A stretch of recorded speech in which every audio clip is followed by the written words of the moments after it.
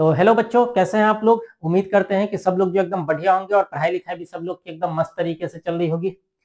Exam का time जो है काफी कम है, इसलिए आप लोग का रिवीजन जो है एकदम जोर शोर से चल रहा होगा। तो आज जो हम लोग मैथमेटिक्स का एक चैप्टर है आपका 3D ज्योमेट्री, जिसका हम लोग थ्योरी पार्ट जो है पूरा देख लिए थे। आज हम लोग ऑब्जेक्टिव क्वेश्चन करने वाले हैं। तो एग्जाम में जो है आपको 3D ज्योमेट्री से लगभग जो है 5 से 6 क्वेश्चन, कभी कभी 7 क्वेश्चन, इतना क्वेश्चन जो है आपको देखने को मिल जाएगा। आज की क्लास अगर जो है तुम पूरी की पूरी क्लास यानी कि शुरू से लेकर के अंत तक अगर देख लेते हो तो एक भी क्वेश्चन जो है आपका एग्जाम में नहीं छूटने वाला। यानी कि 5 से 6 नंबर या जो भी 7 नंबर का अगर क्वेश्चन या 7 ऑब्जेक्टिव पूछता है तो पूरा का पूरा क्वेश्चन बना दोगे। बहुत ही आसान क्वेश्चन रहता है।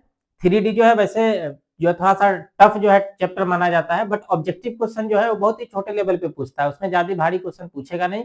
तो हम लोग शुरुआत करेंगे कि जो 2025 का क्वेश्चन पूछा था, जो पिछले साल पूछा है, वहीं से शुरू करेंगे। देख करके शुरू में ही लग जाएगा कि ज्यादा भारी जो है क्वेश्चन रहता नहीं है। ठीक है, तो आइए हम लोग जो है शुरू करते हैं। फर्स्ट क्वेश्चन देख लेते हैं।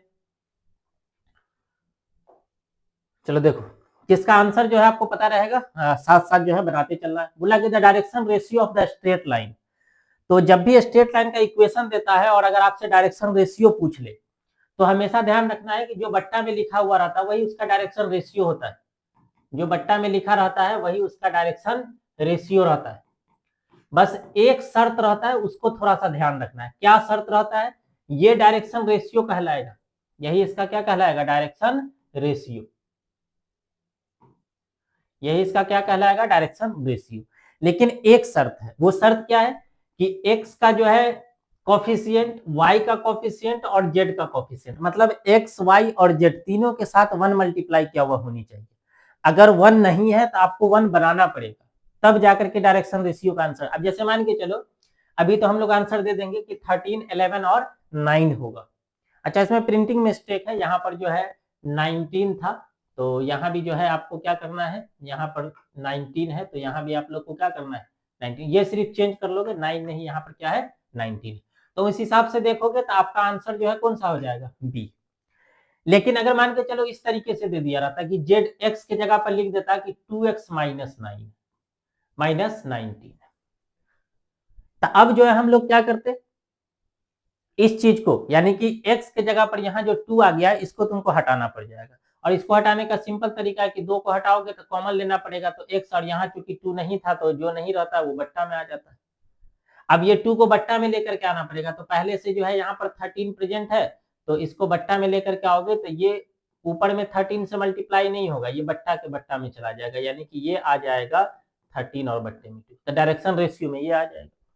तो बस इतना ध्यान रखोगे कि अगर कभी भी किसी लाइन का इक्वेशन देता है और आपसे डायरेक्शन रेशियो पूछ लेता है तो बट्टा वाला होता है, लेकिन एक्स, वाई और जेड का एक बार कोफिशिएंट चेक कर लोगे कि 1 है कि नहीं। ठीक है, इतनी तो समझदारी होनी चाहिए। चलो नेक्स्ट देखो।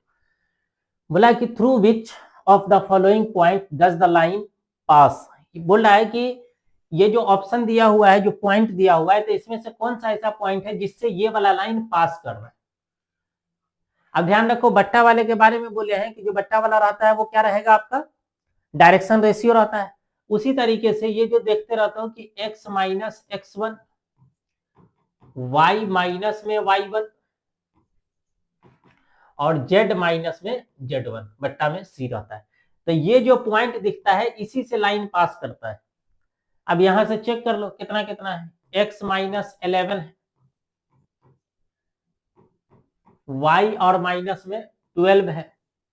इसमें भी तुमको x और y और z इसका जो है मल्टीप्लीकेशन यानी कि जो कोफिशिएंट है वो तुमको देखना पड़ेगा कि 1 है कि नहीं।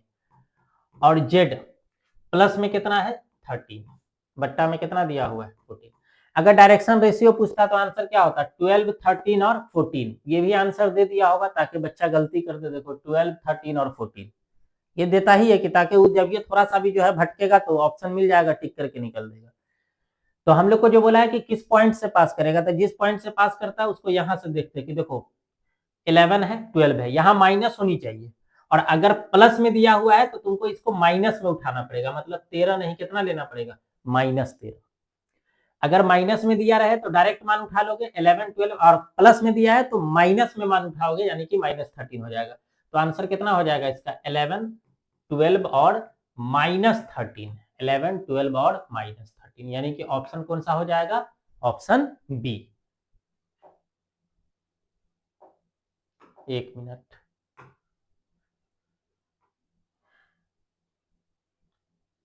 ठीक है। चलो नेक्स्ट क्वेश्चन हम लोग देख लेते हैं। 3 क्वेश्चन है इसमें, ये सब देखोगे 25 का ही क्वेश्चन है। पिछला 2 बताया वो भी 25 का क्वेश्चन है, और ये तीनों भी आपका 25 का ही क्वेश्चन है। देखो क्या बोला, if direction ratio of 2 parallel lines, 2 parallel line है, देखोगे लिखा है कि 2 लाइन जो है वो दोनों का दोनों क्या है, पैरेलल है, और इसका डायरेक्शन रेशियो दिया हुआ है। एक का दिया हुआ है 279 और दूसरे का दिया हुआ है 621 और x। क्वेश्चन नंबर 3 की हम लोग बात कर रहे हैं। तो इसमें अगर हम लोग देखें तो 2 दिया है, 7 दिया है और 9 दिया हुआ है, और यहां देखोगे तो 621 और x दिया हुआ है, और बोला है कि दोनों का दोनों लाइन पैरेलल है। तो ध्यान रखो, जब भी 2 लाइन पैरेलल होगा तो उसका जो डायरेक्शन रेशियो होगा, इसका जब तुम लोग क्या करोगे, जब रेशियो निकालोगे तो वो हमेशा जो है क्या आएगा, बराबर आएगा। यानी कि 2/6 इक्वल टू 7/21 और इक्वल टू 9/x, ये तीनों बराबर आएगा। अब इसको सॉल्व करने का 2 तरीका है, दोनों मेथड बता देते, दोनों आसान ही है। अब जैसे देखोगे तो रेशियो अगर तुमको डायरेक्ट चेक करना हो तो हम बोलेंगे कि देखो 2 से काटेंगे तो ये 1/3 आएगा, तीनों रेशियो बराबर होनी चाहिए। 7 से काटेंगे तो ये भी 1/3 आएगा, 7 या 21।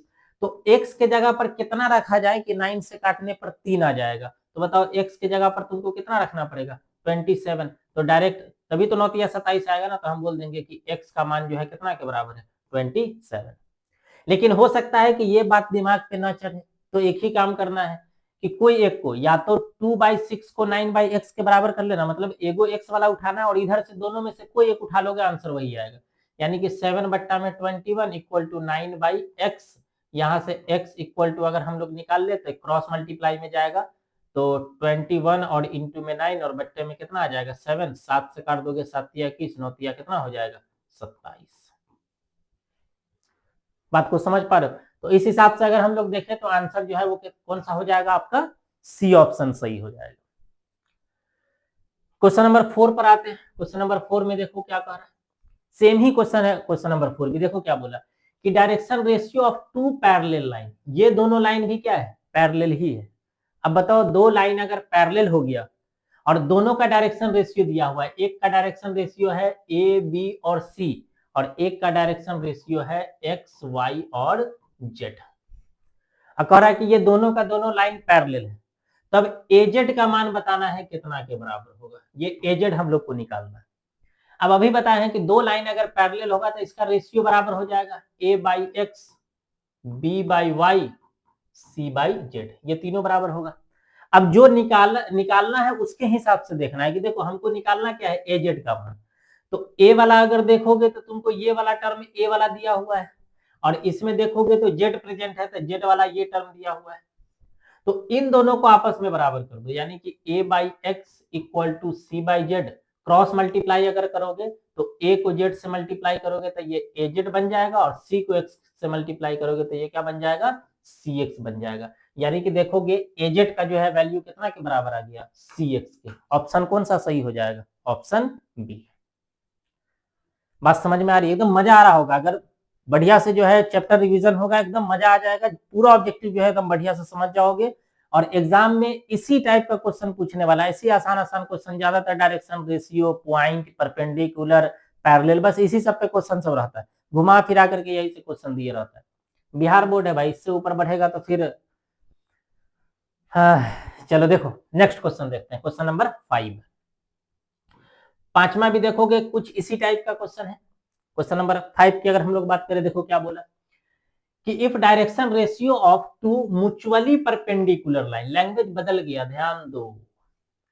पिछला दोनों लाइन क्या था, पैरेलल था, और अभी जो है बोल रहा है कि ये म्यूचुअली परपेंडिकुलर है। तो परपेंडिकुलर के लिए कंडीशन बदल जाएगा, पैरेलल के लिए ये कंडीशन रहता है, और जब परपेंडिकुलर हो जाएगा तो उसके लिए कंडीशन बदल जाएगा। तो पहले हम लोग देख लेते हैं डायरेक्शन रेशियो आपने कितना दिया है। तो एक दिया हुआ है आपको 5, 2 और 4, दूसरा वाला दिया हुआ है 4, 8 और x, ये दिया हुआ है डायरेक्शन रेशियो। अब अगर कभी भी 2 लाइन एक दूसरे के अगर परपेंडिकुलर है तो परपेंडिकुलर के केस में हम लोग क्या करते हैं, रेशियो नहीं निकाल करके इसको मल्टीप्लाई करते हैं। इसको रेशियो नहीं निकाल करके इसको हम लोग क्या करेंगे, मल्टीप्लाई करेंगे। मतलब इसको इसके साथ मल्टीप्लाई करना है, यहां लिखना है, ध्यान से देखोगे तो 5 चौका कितना हो जाएगा 20, फिर प्लस दे देना है, इसको इससे गुना करना है, यानी कि 8 दूना 16 प्लस, और 4 को x से गुना करोगे तो 4x, और ये कितना के बराबर हो जाएगा 0 के बराबर हो जाएगा। हमेशा ध्यान रखो, जो हम लोग रेशियो निकाल रहे थे वो रेशियो नहीं निकाल करके इसको हम लोग मल्टीप्लाई करेंगे, और मल्टीप्लाई करने के बाद प्लस करते चलेंगे और बराबर में क्या लिख देंगे 0। हमको चूंकि x का मान निकालना है तो हम 4x को एक जगह रखेंगे और 20 और 16 को जोड़ देंगे तो 36 दूसरे साइड पर जाकर के ये -36 हो जाएगा। तो x बराबर आ जाएगा -36 और बट्टे में 4, 4 से इसको काट दोगे तो x इक्वल टू कितना हो जाएगा, माइनस में 4 × 36 यानी कि माइनस में 9 के बराबर। तो अपना फाइनल आंसर जो आ जाएगा वो कितना आ जाएगा -9, यानी कि बी ऑप्शन सही हो जाएगा। क्या बात समझ पा रहे हो? ठीक है, ये पांचों क्वेश्चन जो है इसी बार पूछा हुआ था। अब बताओ कितना हल्का हल्का क्वेश्चन था, ये हम बता रहे हैं उसको अच्छे से जो है डिराइव कर रहे हैं, तब जाकर के इतना टाइम लग रहा है। एग्जाम में बनाना रहेगा ना तो ये सब लिख ला करने की जरूरत नहीं, इधर निपटा दोगे ये सबको। अब जैसे परपेंडिकुलर दिया तो ये इतना लिखने जाएंगे, यही निपटा देंगे कि मल्टीप्लाई करके जोड़ते हैं तो 0 के बराबर करना होता है, इसमें रेशियो बराबर करना होता है, तो वही जल्दी जल्दी कैलकुलेशन किए। ऑब्जेक्टिव क्वेश्चन जितना जल्दी हो जाए उतना ज्यादा अच्छा है। चलो इस पर आते हैं, क्वेश्चन नंबर 6। अब देखो 6 नंबर क्वेश्चन क्या कह रहा है, बोला है कि इक्वेशन ऑफ प्लेन, एक प्लेन का हम लोग को इक्वेशन बताना है पैरेलल टू द प्लेन। जिस प्लेन का इक्वेशन बताना है वो एक दूसरे प्लेन के पैरेलल है, और जिसके पैरेलल है उसका इक्वेशन दिया हुआ है, कितना है 9x माइनस में 8y प्लस 7z और इक्वल टू कितना के बराबर है 10। अब एक चीज दिमाग में बैठा लो, एकदम एक चीज जो है एकदम फिक्स कर लोगे कि चाहे वो दो लाइन हो या फिर दो जो है प्लेन हो, अगर दोनों एक दूसरे के पैरेलल है तो उसका डायरेक्शन रेशियो हमेशा सेम होने वाला है। बातें नहीं समझे? अगर जो है दो लाइन है या दो प्लेन है तो उन दोनों का, जैसे मान के चलो कि दो लाइन है और दोनों एक दूसरे के पैरेलल है, तो उसका डायरेक्शन रेशियो जो है क्या हो जाएगा, सेम हो जाएगा। बात समझ रहे हो? तो उस हिसाब से अगर इसको हम लोग देख ले तो ये कितना बन जाएगा, equation of plane parallel to the plane इतना। तो हमेशा ध्यान रखोगे कि जब भी दो प्लेन अगर पैरेलल होगा तो उसका यहां से यहां तक का टर्म, जो x वाला जो पूरा x y और z वाला जो पूरा टर्म है, ये कभी नहीं चेंज होगा, ये ऐसे ही रहेगा। सिर्फ और सिर्फ चेंज कहां करेगा, ये बराबर के इस साइड दिया रहेगा, इस साइड दिया रहेगा, जो कांस्टेंट वाला टर्म रहता है, जो d वाला पार्ट रहता है, उसको चेंज करेगा। जैसे हम लोग इक्वेशन कैसे लिखते हैं, ax प्लस में by और प्लस में cz और इक्वल टू प्लस में हम लोग क्या लिखते हैं, d इक्वल टू 0। तो ये वाला पार्ट चेंज नहीं होगा, सिर्फ और सिर्फ ये वाला पार्ट होगा। अब ये वाला पार्ट जो है बराबर के राइट साइड दिया हो सकता है या हो सकता है कि लेफ्ट साइड पर। तो अब इक्वेशन उसी हिसाब का तुम लोग ढूंढ लो। इक्वेशन अगर उस हिसाब से देखोगे तो ये कितना बन जाएगा, 9x minus 8y plus 7z, 9x minus 8y plus 7z एकदम मिलता जुलता है, और बराबर में देखोगे 5 दिया हुआ है तो चेंज कर दिया ना, यहाँ 10 था वहां 5 दिया हुआ है, तो इसका मतलब बी ऑप्शन जो है वो आपका क्या हो जाएगा, सही हो जाएगा। बात समझ रहे हो? चलो अगले क्वेश्चन पे चले, चलो नेक्स्ट क्वेश्चन पे चलते हैं। 7 नंबर क्वेश्चन, जा ये तो यही लिखा हुआ है भाई, क्वेश्चन नंबर 7 बोल रहा है कि the direction cosine of Y axis. जब भी वाई एक्सिस का डायरेक्शन कोसाइन पूछे तो हमेशा एक ही चीज ध्यान में रखना है कि जैसे देखो एक्स वाई और जेड, जब हम लोग पॉइंट लिखते हैं स्पेस में तो ऐसे लिखना होता है। तो चूंकि हम लोग को जो है क्या बोला है कि डायरेक्शन कोसाइन बताना है वाई एक्सिस का, तो वाई का मान 1 ले लोगे, अब बाकी दोनों मान क्या कर देना है 0, ये इसका फाइनल आंसर हो जाएगा। अगर इसी में हमको डायरेक्शन कोसाइन पूछता है एक्स एक्सिस का, अगर एक्स एक्सिस, इसके हिसाब से ध्यान रखो कौन सा ऑप्शन सही हो जाएगा, ऑप्शन डी। लेकिन अगर हमको एक्स एक्सिस का डायरेक्शन कोसाइन पूछता तो एक्स की जगह पे 1 रखते और बाकी दोनों को क्या कर देते 0। जेड एक्सिस का डायरेक्शन कोसाइन पूछता तो हम लोग क्या करते, बाकी दो को 0 कर देते और जेड वाले को कितना लिख देते 1। ये ध्यान रखना है। तो अभी जो है कौन सा ऑप्शन हो जाएगा, ऑप्शन डी। नेक्स्ट देखो क्वेश्चन नंबर 8 कह रहा है कि the distance of the point इतना फ्रॉम एक्स एक्सिस सीधे नहीं बोला है, देखो ऑरिजिन से बोलता तो हम लोग क्या करते, सब पॉइंट का स्क्वायर करके रूट लगा देते, लेकिन हमको बोला है कि एक्स एक्सिस से आपको डिस्टेंस बताना है। तो एक्स एक्सिस, अब देखो पॉइंट कितना दिया हुआ है, 3 है, 4 है और 5 है, ये पॉइंट दिया हुआ है। डिस्टेंस हमको एक्स एक्सिस से बताना है, तो जिस एक्सिस से डिस्टेंस बताना रहेगा उसको भूल जाना है थोड़ा देर के लिए। जिस एक्सिस से डिस्टेंस पूछेगा उसको छोड़ दोगे, अब बाकी जो बचेगा उसका स्क्वायर करके रूट लगा दोगे। तो 4 का स्क्वायर 16 और 5 का स्क्वायर 25, दोनों को हम लोग प्लस कर देंगे तो रूट अंडर कितना हो जाएगा 41। अब इसी में अगर हमको ये पूछ देता है कि एक्स वाई एक्सिस से डिस्टेंस बताइए, तो वाई वाले को छोड़ देते, 3 का स्क्वायर प्लस 5 का स्क्वायर रूट लगा देते। अगर जेड एक्सिस से डिस्टेंस पूछता तो जेड वाला यानी कि 5 को छोड़ देते, 3 का स्क्वायर प्लस में 4 का स्क्वायर करके रूट लगा देते। बात समझ रहे हो? तो इस हिसाब से ऑप्शन कौन सा सही हो जाएगा, ऑप्शन सी। चलो नेक्स्ट पे हम लोग चलते हैं। चलो इसको बनाओ तो तुम लोग जरा एक आध दो क्वेश्चन कम से कम सॉल्व करो, देखे जरा कौन कौन सा क्वेश्चन सॉल्व कर पा रहे हो। एक आध दो क्वेश्चन कम से कम सॉल्व करो।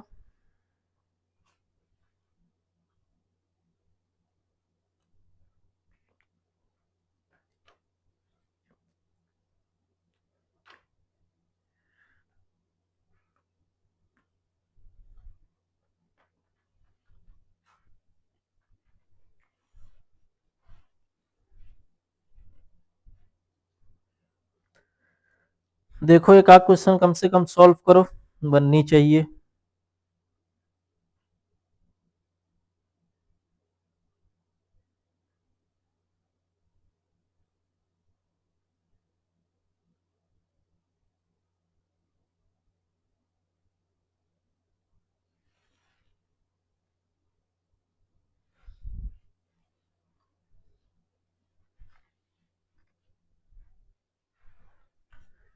ठीक है आगे बढ़े। चलो देखो क्वेश्चन नंबर 9 की अगर हम लोग बात करें तो बोलता है direction cosine of Z axis. ये तो अभी बात की है कि अगर जेड एक्सिस का तुमसे डायरेक्शन कोसाइन पूछता है तो जेड वाला वन ले लोगे और बाकी दो को क्या कर देना है, 0 कर देना है। अब ये सब क्या बताए, इसको तुम लोग जो है बनाओ, इसको क्या हो सकता है। नेक्स्ट क्वेश्चन को देखो सॉल्व करके क्या आएगा सो।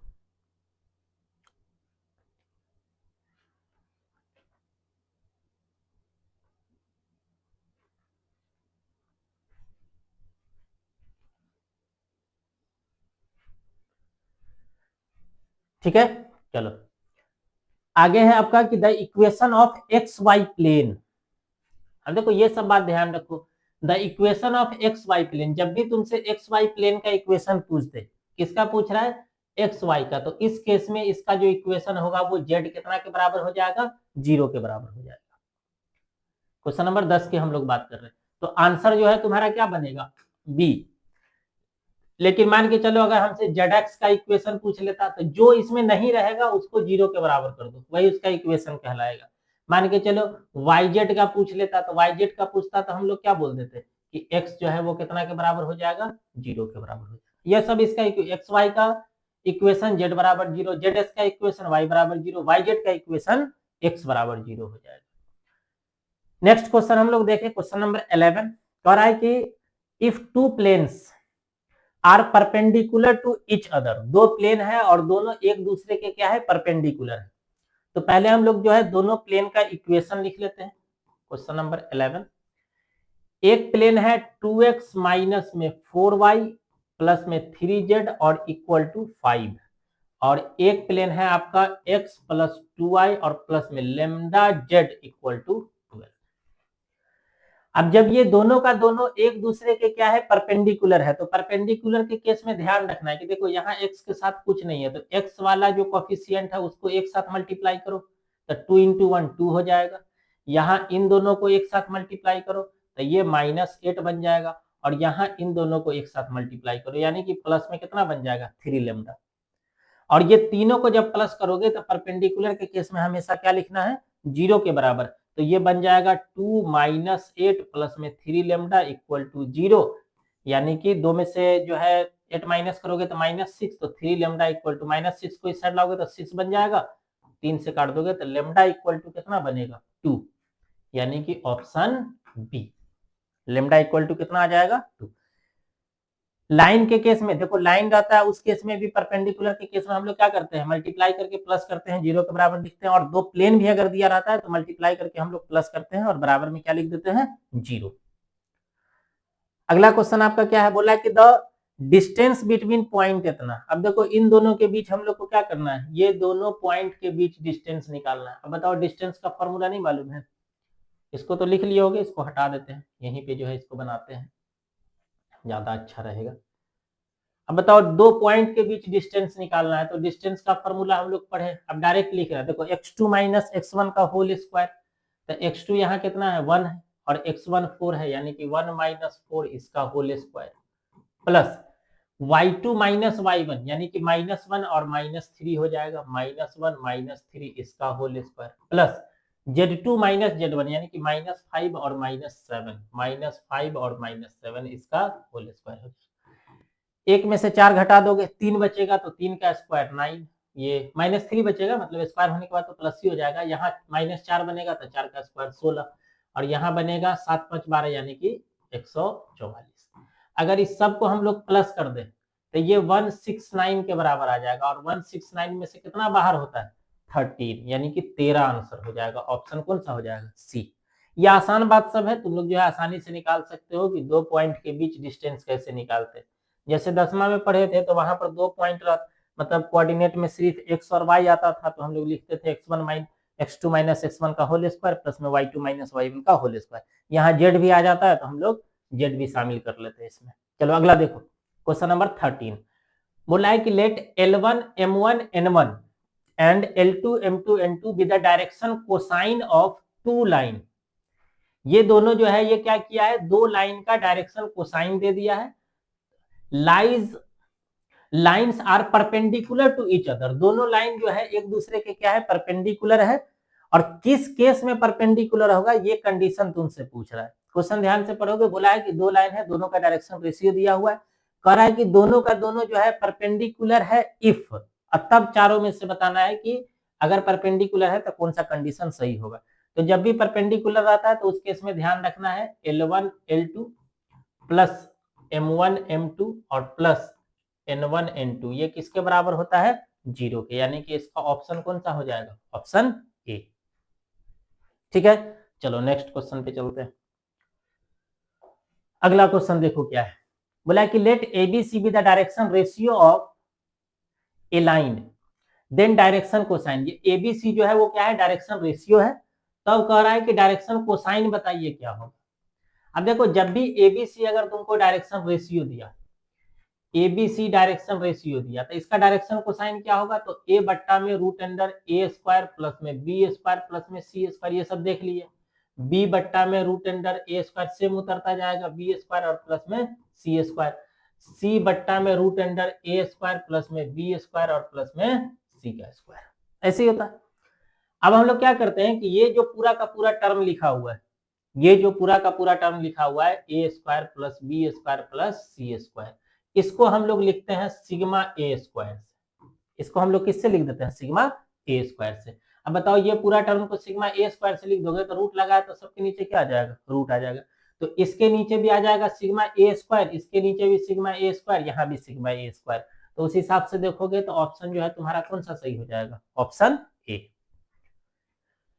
चलो नेक्स्ट देखते हैं हम लोग, क्वेश्चन नंबर 15 बोला कि a line is passing through alpha beta gamma. एक लाइन है जो एक पॉइंट से पास करता है और उस पॉइंट का नाम दे दिया है अल्फा बीटा गामा। पॉइंट का नाम क्या दिया है, अल्फा बीटा गामा। तो जो पॉइंट है वो पॉइंट का नाम दे दिया है अल्फा बीटा गामा।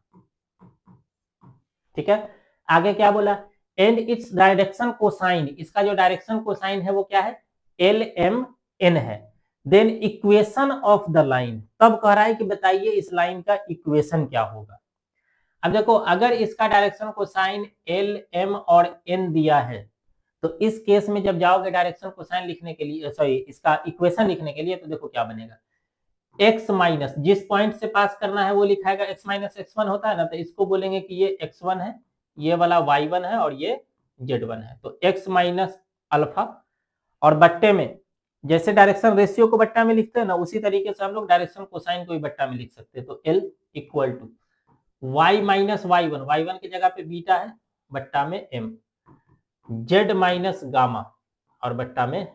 ये ऑप्शन सही हो जाएगा। देख लो आप कौन सा, x माइनस अल्फा बट्टा l, y माइनस बीटा बट्टा m और z माइनस गामा बट्टा n, यानी कि ऑप्शन बी जो है इसका सही हो जाएगा। ठीक है, आगे चले। चलो नेक्स्ट क्वेश्चन देखो, क्वेश्चन नंबर 16 बोला कि the direction ratio of normal to the plane. चलो उम्मीद है इसको लिख लिए होगे, इसको हटा रहे हैं।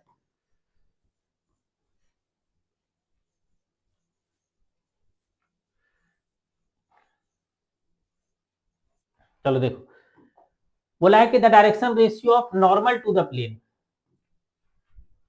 7x प्लस में 4y माइनस में 4z प्लस में 5 इक्वल टू 0। एक प्लेन का इक्वेशन दिया हुआ है, कह रहा है कि इस प्लेन पर जो नॉर्मल होगा उसका जो है आपको डायरेक्शन रेशियो बताना है। अब देखो प्लेन का जो हम लोग इक्वेशन लिखते हैं उसका जनरल फॉर्म होता है ax प्लस में by प्लस cz और प्लस में d इक्वल टू 0। ध्यान से समझना इस बात को।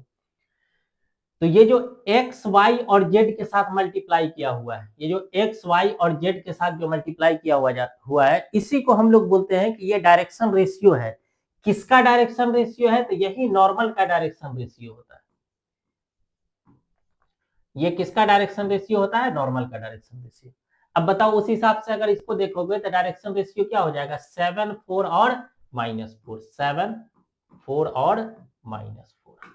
ये ऑप्शन इसका करेक्ट हो जाएगा। देख लो इसमें कौन सा है, 7 4 -4, 7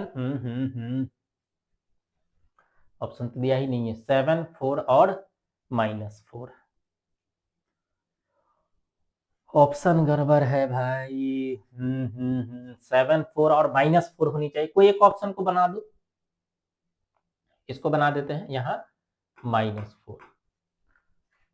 तुम लोग ध्यान रखोगे, निकालते हैं हम लोग कैसे। x के साथ जो मल्टीप्लाई किया हुआ है वो y के साथ जो मल्टीप्लाई किया हुआ है उसको लिखते हैं, और z के साथ जो मल्टीप्लाई किया हुआ है तो z के साथ देख लो क्लियर कि -4 है, तो आंसर यही होगा। किसी एक ऑप्शन को बना दोगे, ठीक है।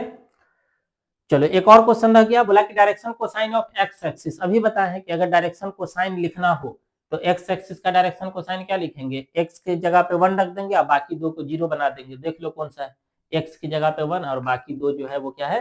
0 है। अब देखो तीनों नहीं पूछ लिया, एक्स के बारे में पूछ लिया कि एक्स का जो है डायरेक्शन कोसाइन, वाई का डायरेक्शन कोसाइन और जेड एक्सिस का, तीनों का जो है तुमसे पूछ लिया। चलो आगे चले, चलो नेक्स्ट क्वेश्चन हम लोग देखते हैं। अच्छा 17 नंबर क्वेश्चन जो है वो रिपीट हो गया है, तो हम लोग यहाँ से क्वेश्चन नंबर 18 से देखेंगे। क्वेश्चन नंबर 18 देखो क्या है, बोला है कि L M N are the direction cosine of a straight line. L M N जो है वो डायरेक्शन कोसाइन है किसी स्ट्रेट लाइन का। तब कह रहा है कि चारों में से कौन सा सही होगा, तो डायरेक्ट ध्यान रखोगे कि एल स्क्वायर प्लस में एम स्क्वायर प्लस में एन स्क्वायर इक्वल टू 1 के बराबर होता है। अब इसमें ऑप्शन देख लो क्या दिया हुआ, L square plus M square plus N square 1 के बराबर होता है। ऑप्शन डी सही हो जाएगा। क्वेश्चन नंबर 19 देख लो। 19 में बोला है कि एक लाइन है जो पास कर रहा है किससे? 2 -1 और 3 से। इट्स डायरेक्शन रेशियो, इसका डायरेक्शन रेशियो दिया हुआ है कितना है? 3 -1 2 है, तो इसका इक्वेशन लिखिए। अब ध्यान दोगे, देखो जो पॉइंट दिया हुआ है, अगर हम लोग पॉइंट की बात करें तो ये है 2 -1 और 3, और अगर डायरेक्शन रेशियोज की बात करें, डायरेक्शन रेशियोज की बात करें तो ये दिया हुआ है तुम्हारा 3 -1 और 2, ये डायरेक्शन रेशियो है। अब देखो ये जो मान होता है ये x1 होता है, ये जो मान रहता है ये y1 होता है, और ये जो मान होगा ये z1 होता है। ध्यान रखोगे। इक्वेशन लिखने के लिए हम लोग क्या करते हैं, किसी लाइन का इक्वेशन लिखने के लिए x माइनस में x1, जब एक पॉइंट से पास करता है तो x1 की जगह पे 2 हो जाएगा, और बट्टा में a लिखते हैं, तो ये a का मान होगा, ये b का मान होगा, और ये वाला c का मान होगा, तो a की जगह पर 3 आ जाएगा, इक्वल टू y माइनस में y1। अब देखो ये माइनस में पहले से है तो ये माइनस माइनस प्लस बन जाएगा, और बट्टा में b का मान कितना है? -1, इक्वल टू z माइनस में z1, इसके जगह पे 3 और बट्टा में c, c की जगह पर कितना है? 2। अब देख लो ये इक्वेशन कौन सा है? x -2 y +1 बट्टा में -1 और z -3 और बट्टे में कितना आ जाएगा? 2, यानी कि ऑप्शन बी जो है वो आपका सही हो जाएगा। बहुत हल्का हल्का क्वेश्चन है, तुरंत बन जाएगा। इस सम को बनाने में जो है 20 सेकंड 25 सेकंड बहुत होता है। ये तो हम अच्छे से इसको डिराइव कर रहे हैं, उसकी वजह से इतना टाइम लग रहा है। अगला क्वेश्चन देखो क्या बोला है। द लाइन, दो लाइन दिया हुआ, देखो दो लाइन का इक्वेशन दिया है, एक लाइन यहाँ है और एक लाइन का इक्वेशन यहाँ दिया हुआ है। तब कह रहा है कि ये पैरेलल टू ईच अदर, दोनों एक दूसरे के क्या है, पैरेलल है। तो उस केस में आपको बताना है कि इन चारों में से कौन सा सही होगा। तो बता दिए हैं कि दो लाइन अगर पैरेलल होगा तो उसका डायरेक्शन रेशियो जो है वो क्या रहेगा आपका, उसका रेशियो निकालोगे तो वो हमेशा बराबर आएगा। अब जैसे देखोगे तो इसका अगर डायरेक्शन रेशियो की अगर हम लोग बात करें, इसके बट्टा में देखोगे तो एल एम और एन है। फर्स्ट वाले में 20 नंबर क्वेश्चन में जो फर्स्ट इक्वेशन है, तो बट्टा में देखोगे कि एल है, एम है और एन है। दूसरा वाला का देखोगे खाली एक ही चीज बोले थे चेक करने के लिए कि एक्स वाई जेड सब 1 से मल्टीप्लाई हुआ, 1 से जो है मल्टीप्लाई होनी चाहिए, तो देख रहे हो सब 1 से मल्टीप्लाई है।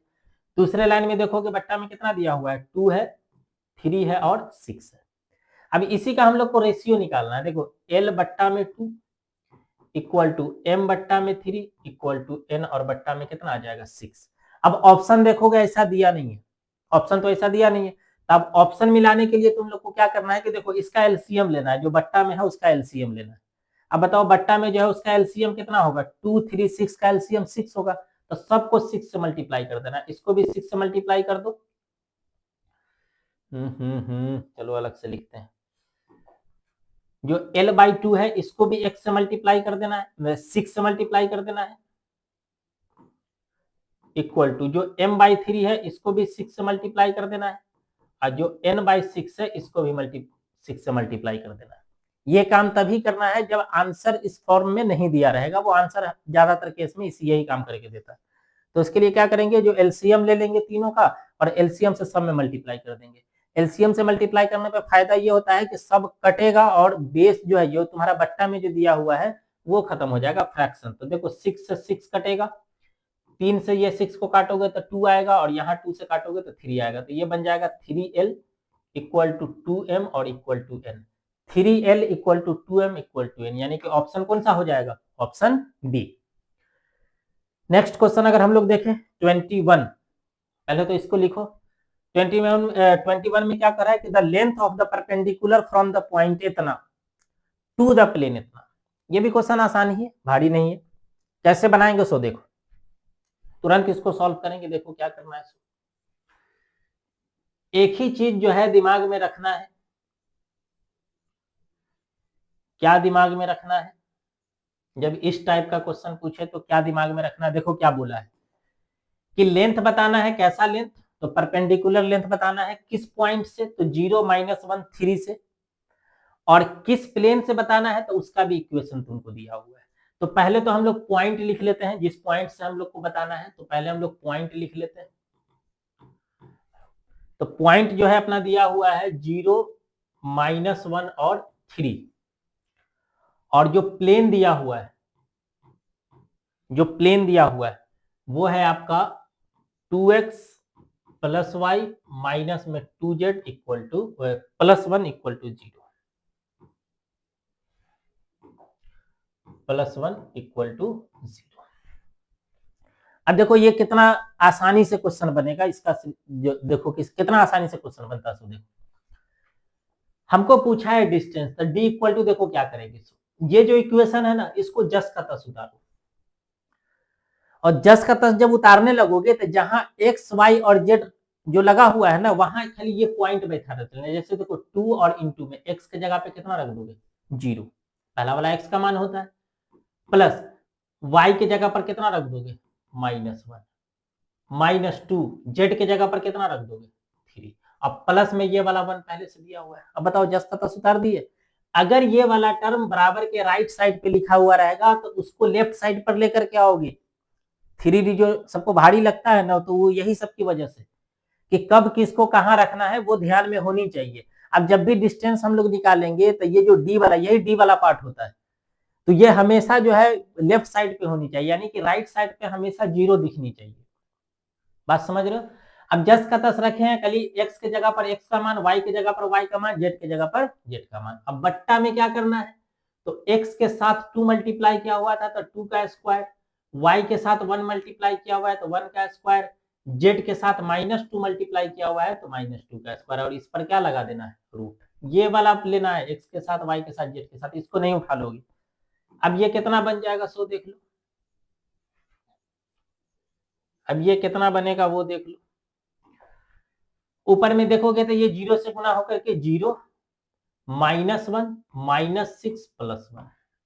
अच्छा, एक चीज और ध्यान रखना, ये हम लोग मॉड में लेते हैं, जो ऊपर का वैल्यू है ये किसमें लेते हैं, मॉड, और ये तो हमेशा पॉजिटिव आता ही है।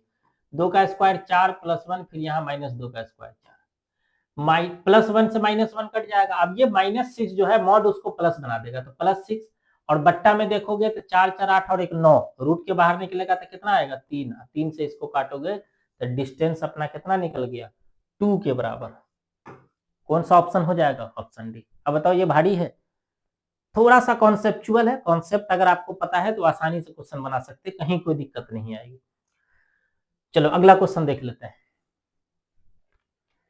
Question number 22। इसमें क्या कह रहा है, बोला कि the direction ratio of 2 straight line, 2 straight line है और इसका डायरेक्शन रेशियो दिया है। एक का डायरेक्शन रेशियो देखो क्या दे दिया है, एक का डायरेक्शन रेशियो आपको दे दिया है L, M और N, और एक का डायरेक्शन रेशियो दिया है L1, M1 और N1, और आगे बोल दिया है कि ये क्या है, परपेंडिकुलर टू ईच अदर, दोनों एक दूसरे के परपेंडिकुलर है। तब कह रहा है कि बताइए कौन सा कंडीशन सही होगा।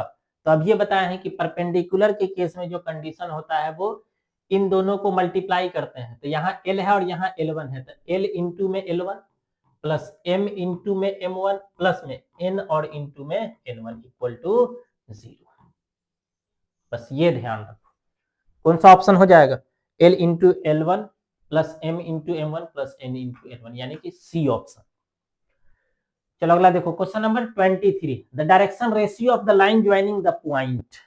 अब इन दोनों को पॉइंट को जोड़ने पर जो लाइन बनेगा उसका डायरेक्शन रेशियो बताना है। यानी क्वेश्चन नंबर जो है ये कितना है, 23। देखो क्या है, सो एक पॉइंट दिया है आपका x1, y1 और z1, और एक पॉइंट दिया हुआ है आपका x2,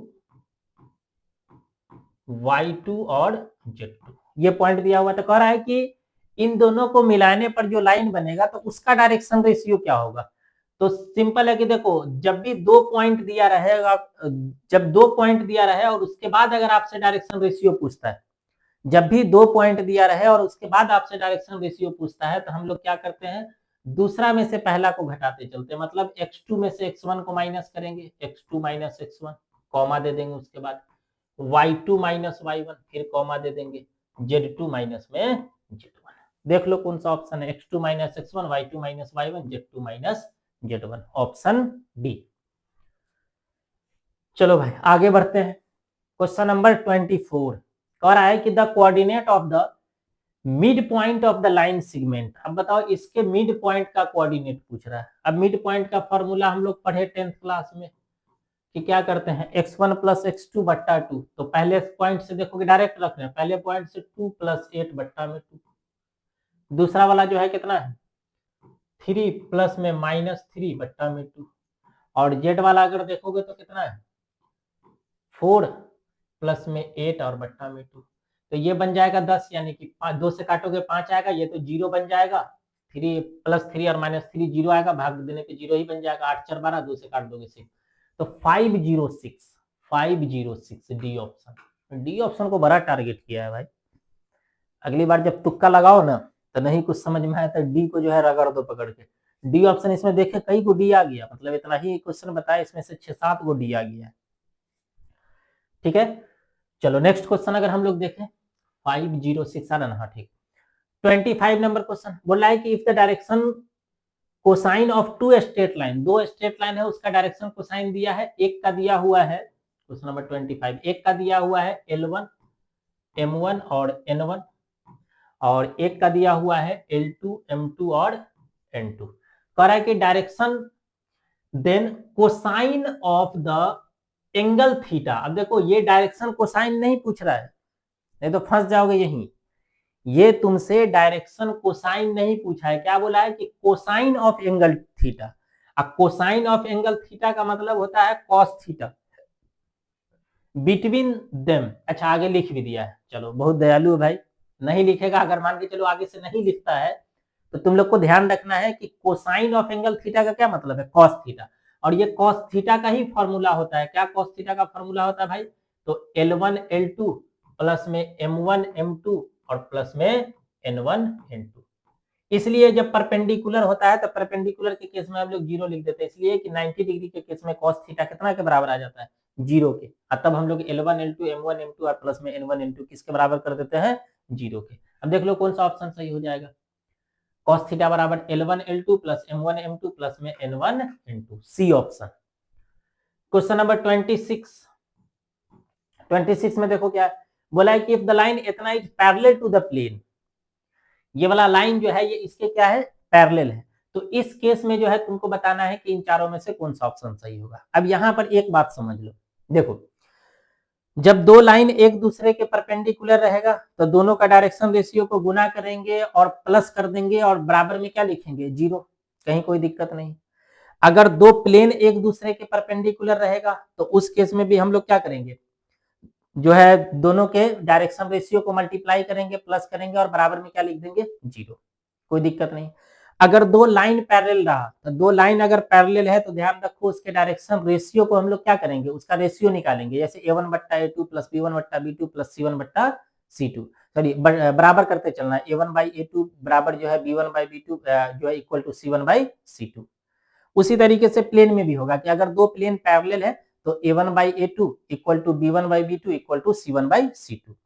लेकिन अगर कभी भी क्वेश्चन तुमसे मिलता है जिसमें एक, अगर कभी भी तुमको जो है क्वेश्चन मिल जाए जिसमें एक प्लेन दिया रहे और एक जो है क्या दिया रहे, लाइन दिया रहे, अगर आगे से कोई क्वेश्चन मिले जिसमें एक लाइन दिया रहता है और एक प्लेन दिया रहता है तो उसी को उल्टा कर दोगे, मतलब जो कंडीशन वहां पैरेलल के लिए हो रहा था वो कंडीशन परपेंडिकुलर के लिए लगाना है, और जो कंडीशन परपेंडिकुलर के लिए हो रहा था वो कंडीशन किसके लिए लगाना है, पैरेलल के लिए। जैसे अभी कह रहा है कि ये वाला लाइन और ये प्लेन ये दोनों एक दूसरे के क्या है, पैरेलल है। अब पहले लाइन हम लोग लाइन का इक्वेशन हम लोग लिख लेते हैं, x माइनस में x1 बट्टा में l, y माइनस में y1 और बट्टा में m। ये पहला क्वेश्चन है इस हिसाब का, इसलिए थोड़ा सा इज्जत दे देते हैं। और z माइनस में z1 और बट्टा में n। और अगर प्लेन का इक्वेशन देखोगे तो ये लिखा है ax प्लस में by प्लस cz और प्लस में d इक्वल टू 0। अब बताओ कि क्लियर लिखा है कि ये दोनों एक दूसरे के क्या है, पैरेलल है। तो बता चुके कि पैरेलल रहे ये सिर्फ और सिर्फ किस केस में करना है, जब एक प्लेन और एक लाइन दिया रहे। तो अगर पैरेलल रहे तो इसका मतलब हम लोग को क्या करना है, परपेंडिकुलर वाला कॉन्सेप्ट लगा देना है। और परपेंडिकुलर वाले कॉन्सेप्ट में हम लोग पढ़े हैं कि इसका डायरेक्शन रेशियो और इसके डायरेक्शन रेशियो को गुना करना है, प्लस करते चलना है और बराबर में क्या लिख देना है, जीरो। तो इसका मतलब इसको अगर हम लोग मल्टीप्लाई कर दें तो ए को एल से मल्टीप्लाई करेंगे तो ए एल, ये दोनों मल्टीप्लाई होगा, ध्यान रखो, प्लस में बी को एम से मल्टीप्लाई करेंगे तो बी एम प्लस, और इसको इससे मल्टीप्लाई करेंगे और सी को जो है मल्टीप्लाई करेंगे एन से तो सी एन, और इक्वल टू कितना हो जाएगा, जीरो। अब देख लो कौन सा ऑप्शन है, ऑप्शन बी। उम्मीद करते हैं कि बात समझ आ गई होगी। 3D में जो बच्चा सब फंसता है वो इसी सब को लेकर के, उसका कॉन्सेप्ट ही क्लियर नहीं रहता है कि आखिर हम लोग को जो है लाइन के लिए क्या करना है, प्लेन के लिए क्या करना है। और अगर दोनों को मिक्स करके पूछ दे तब तो उलटिए जाता है, उसको लग जाता है कि अब यहाँ से जो है मामला थोड़ा सा गड़बड़ हो रहा है। तो उम्मीद करते हैं पीछे जो हम 2 लेक्चर लिए हैं, जो एक लिए है कि जो स्ट्रेट लाइन इन स्पेस और एक लिए प्लेन का, अगर दोनों को बढ़िया से देख लेते हो और उसके बाद इधर क्वेश्चन बनाते हो, हमको नहीं लगता है कहीं कोई दिक्कत होनी चाहिए। ईमानदारी से अगर बढ़िया से अगर पूरा को देख लोगे तब, फांकी मारोगे है ना, थोड़ा सा लगेगा कि पहले पढ़े हुई है, चल आगे आगे जल्दी जल्दी दौड़ा देते हैं। तो उस हिसाब से अगर देखोगे तब हो सकता है उतनी बात नहीं समझ में आया, जो दिक्कत तुमको पहले से थी वो रह जाए। लेकिन अगर पूरे लेक्चर को ईमानदारी से देखोगे तो हमको नहीं लगता है कि कहीं कोई दिक्कत आनी चाहिए। अब देखो ये क्वेश्चन सब भी उसी टाइप का है, इसको थोड़ा सा सॉल्व करके देखो, उसी टाइप का क्वेश्चन सब है जो हम लोग पिछला क्वेश्चन सब देखे। अब हम लोग क्या करेंगे कि जो डायरेक्ट बनने वाला है उसको इधर लिख नहीं रहे, जो डायरेक्ट बनने वाला है उसको हम लोग डायरेक्ट बना के निकल जाएंगे। देखो इफ ए प्लेन, एक प्लेन दिया है, ये a1 x b1 y plus c1 z plus d1 equal to 0, एक दूसरा प्लेन दिया और कह रहा है कि दोनों एक दूसरे के क्या है, परपेंडिकुलर। तो अभी बताए कि परपेंडिकुलर होगा तो दोनों का डायरेक्शन रेशियो को मल्टीप्लाई कर दो, मतलब a1 a2 plus b1 b2 plus c1 c2 ये कितना के बराबर आ जाएगा, 0 के बराबर आ जाएगा। यानी कि ऑप्शन कौन सा हो जाएगा, सी। इसको बनाने ही नहीं जाना है, मतलब जो डायरेक्ट लगने वाला है उसको आप डायरेक्ट, अभी तक जो जितनी बात समझा रहे हैं तो यही सब के लिए कि अब आगे जो क्वेश्चन डायरेक्ट बनाने वाला है उसको हम लोग डायरेक्ट बना देंगे। अब जैसे इसमें देखोगे क्वेश्चन नंबर 28 में कह रहा है कि इफ द लाइन, ये लाइन का इक्वेशन दिया है, पैरेलल टू द लाइन, एक दूसरे लाइन के ये क्या है, पैरेलल है। अब जब ये पैरेलल होता है तो हम लोग क्या करते हैं, रेशियो बराबर करते हैं। अब इसका रेशियो अगर बराबर करोगे तो यहाँ a है यहाँ 5 है, तो यानी कि a/5, ये क्वेश्चन नंबर 28 की बात कर रहे हैं। ये बराबर हो जाएगा किसके, तो यहाँ b दिया है यहाँ 3 दिया है, दूसरा को जो है दूसरे के बट्टा में कर देना है, और इक्वल टू यहाँ देखोगे c दिया है और यहाँ 2 दिया है, यानी कि c और बट्टा में तो क्या कर रहा है, समझ रहे हो ना। पहला वाला जो लाइन है उसके जो बट्टा में दिया हुआ है तो इसका मतलब इसको उठाना है यहाँ से और इसके बट्टा में इसको करना है, फिर दूसरा वाला उठाना है इसके बट्टा में इसको करना है, तीसरा वाला उठाना है इसके बट्टा में इसको करना है। पैरेलल दिया है इसलिए, अगर इसी में मान के चलो परपेंडिकुलर दिया रहता तो मल्टीप्लाई करते। देख लो कौन सा ऑप्शन है, a/5 b/3 और c/2, ऑप्शन बी, कोई दिक्कत नहीं। अगला देखो, इफ द लाइन, ये लाइन है पैरेलल टू द प्लेन। अभी कॉन्सेप्ट बताए हैं कि अगर कोई लाइन और प्लेन अगर एक दूसरे के पैरेलल हो जाता है, अगर लाइन और प्लेन एक दूसरे के पैरेलल हो जाता है तो पैरेलल, अगर लाइन और प्लेन एक दूसरे के पैरेलल है तो यहाँ हम लोग कॉन्सेप्ट लगा देते हैं किसका, परपेंडिकुलर वाला। तो यहाँ परपेंडिकुलर वाला अगर कॉन्सेप्ट लगाओगे तो क्या बन जाएगा, a1 a2, इसका यहाँ से उठाओगे तो ये बनेगा a1 और इनटू में क्या आ जाएगा a2, यहाँ b1 यहाँ से क्या उठेगा b2 और यहाँ c1 और यहाँ से क्या उठेगा c2, यानी कि a1 a2 plus b1 b2 plus c1 c2 और ये कितना के बराबर हो जाएगा, 0 के बराबर हो जाएगा, यानी कि ऑप्शन कौन सा हो जाएगा, सी। नेक्स्ट चलो इसको देखो, बोला कि the distance of the plane इतना फ्रॉम द पॉइंट इतना। अच्छा इसको HW में दे दे, ऐसा ही एकदम डिट्टो, अब खाली पॉइंट चेंज है, प्लेन चेंज है, बट ध्यान रखो ऐसे ही एक क्वेश्चन बता दिए कि किसी पॉइंट से अगर हम लोग को प्लेन का डिस्टेंस बताना हो तो कैसे निकालते हैं, ये अभी बताए, निकाल ही दे क्या। चलो क्वेश्चन नंबर 30, ये अभी बताए थे कि हम लोग को क्या करना है, ये वाला को जैसे जस का तस उतारोगे, लेकिन ध्यान रखो x के जगह पर ये पहला वाला मान 2, उसके बाद प्लस देना है, -3 है तो माइनस में ही ले लेते हैं। अगला देखोगे तो -3 है और y के जगह पर y का मान कितना रखोगे, -3। क्या होने लगा भाई,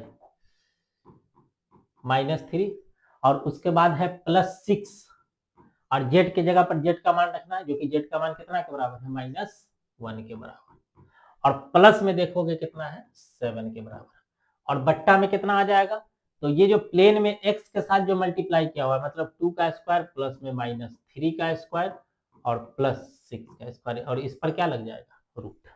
अब इसको सॉल्व कर लेना, देख लेना कितना आंसर आता है, इसको सॉल्व करेंगे कितना आंसर आएगा, देख लो 4 प्लस में 9 -6 प्लस में 7, यहाँ कितना बन जाएगा रूट के अंदर, 4 प्लस में 9 और प्लस में 36, कितना बन जाएगा ये, 9 में से 6 माइनस करोगे 3 और प्लस में 7, 3 और प्लस में 4 7 और 7 कितना बन जाएगा 14, यहाँ देख लोगे तो 36 और प्लस में 9 4 13, ये भी 49 आ जाएगा, तो 49 में से कितना बाहर होगा 7, तो 14 और बट्टा में 7, यानी कि ये कट के कितना आ जाएगा 2।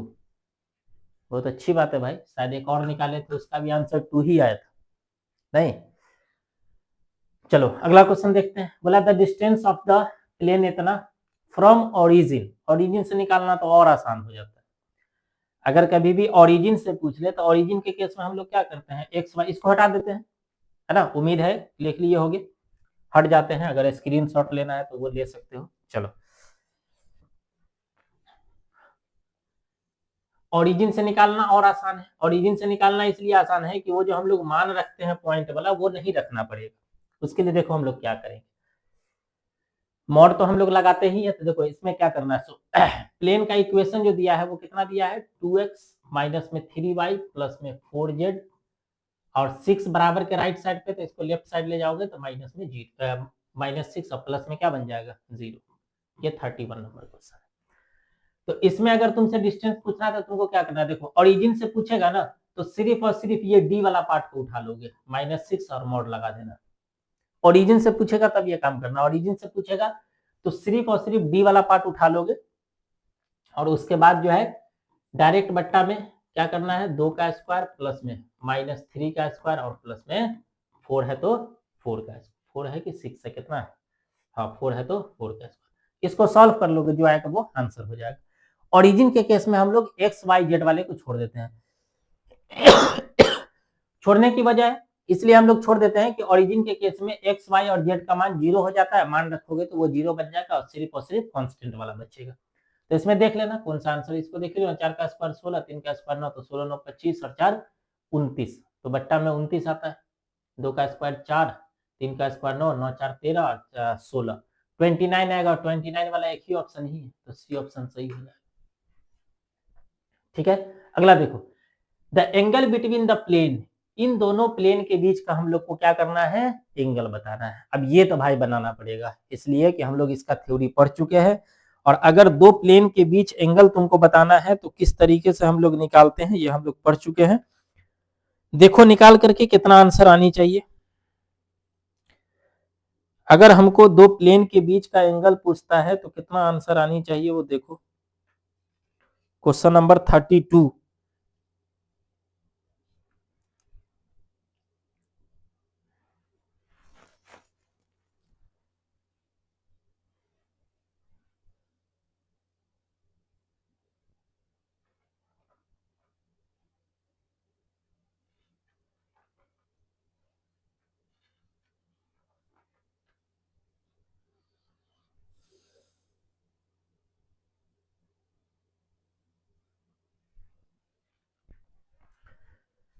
कैसे निकालोगे, इस सब का फॉर्मूला जो है लिखवा दिए हुए थे, तो डायरेक्ट फॉर्मूला हम लोग को बैठाना है। क्वेश्चन नंबर 32, इन दोनों प्लेन के बीच का एंगल जो है निकालना है। तो एंगल निकालने के लिए देखो हम लोग क्या करेंगे, पहले तो हम लोग प्लेन का इक्वेशन लिख लेते हैं, 2x + y माइनस में 2z और 5 को भी इस साइड ले आओ, -5 = 0।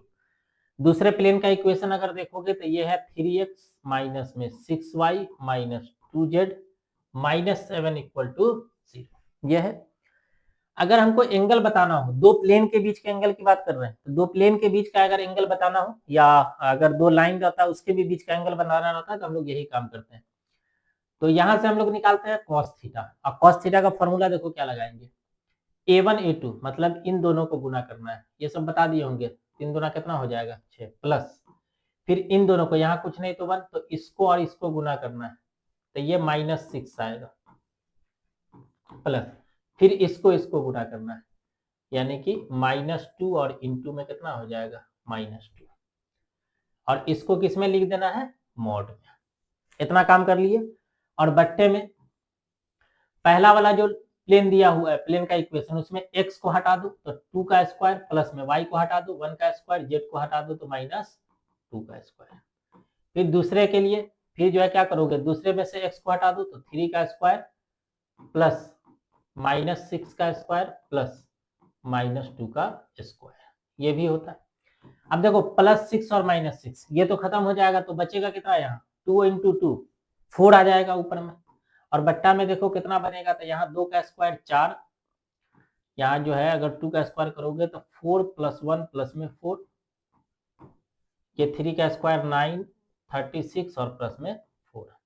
अब एक चीज ध्यान दो, देखो ये cos थीटा का मान निकालना है, और ये cos थीटा कितना आ जाएगा, तो ऊपर में 4 है, इसको देखोगे सबको प्लस करके तो 9 आएगा, तो 9 में से कितना बाहर होगा 3, और यहाँ देखोगे सबको प्लस करके तो 49 आएगा, तो इसमें से कितना बाहर होगा 7।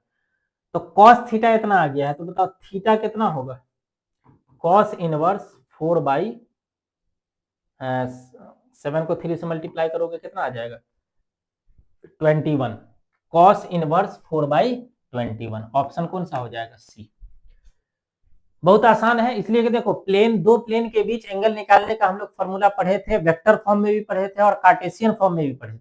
तो कार्टेशियन फॉर्म में फॉर्मूला रहा होगा a1 a2 + b1 b2 + c1 c2 का मॉड, और बट्टा में आया होगा √a1² + b1² + c1², फिर आया होगा root under a2 square plus b2 square plus c2 square, और वही काम यहाँ किए हैं। अब फॉर्मूला नहीं लिखे, डायरेक्ट गुना कर दिए, ये a1 होता है, ये a2 होता है, गुना कर दिए, b1 होता है, b2, ये c1 c2, और फिर बट्टा में a1 का स्क्वायर प्लस में b1 का स्क्वायर प्लस c1 का स्क्वायर, इस तरीके से। चलो अगला क्वेश्चन देखते हैं, क्वेश्चन नंबर 33। बोला कि direction cosine of the line इतना, ये जो है ये डायरेक्शन कोसाइन है, मतलब किसी लाइन का डायरेक्शन कोसाइन जो है वो दिया हुआ है, तब कह रहा है कि x का मान बताइए। बहुत बढ़िया क्वेश्चन है, इसको हटा देते हैं कि अगला पेज ले लें। चलो इसको इसी को हटा देते हैं, उम्मीद है लिख लिए होगे तुम लोग।